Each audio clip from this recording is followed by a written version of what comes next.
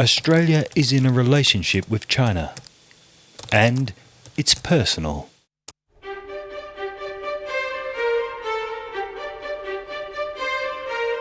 In Australia, we do business with people who we don't really know very well. In fact, if we know them and we like them, it's almost a bonus. You can quite easily do deals and get into business relationships with people that you don't really know at all.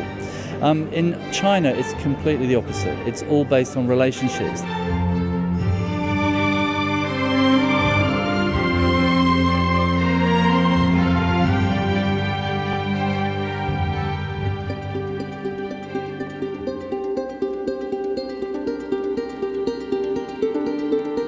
They want to sell their products, but they also want to sell their product to someone who they know and trust. In Chinese, the word is guanqi. Most Chinese people will find, in fact, I don't like dealing with strangers. I don't know you. We need to balance the trade and certainly the cultural part as well. We need cultural exchanges. We need two-way exchange. Fortunately, Australia and China got together long before the mining boom. In fact, the relationship is already 165 years old. I think we need to find ways of engaging more strongly with our local Chinese community in Australia, who've already committed to Australia, so they love Australia.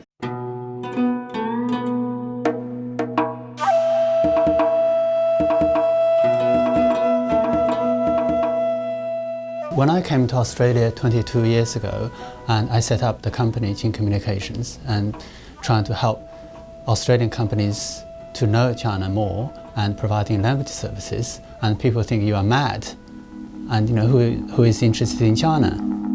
But of course, at the heart of every good relationship is the way that you deal with your differences. China is modernising, it's not westernising. So we have to be in Australia aware of the fact that they do things differently to the ways that we've done things in the past with our traditional trading partners. They approach things in a slightly different way, and we've got to start getting more familiar with that and start understanding some of those differences around culture, language and business practice. Work in the Chinese sense is you have to do really hard. You have to get up early and be very, very productive. Whereas the Aussie way is a little bit different.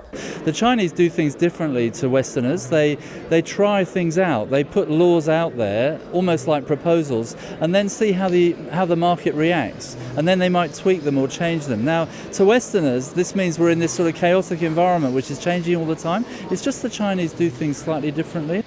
Asia people used to be much more flexible in making certain arrangements and coming to a deal and that type of things. Whereas in Australia, we are used to be that we are in a very heavily regulated type of environment in terms of everything have to do things properly. You have to do things based on the regulations and guidelines and how to do things properly, how to talk to people, that type of things.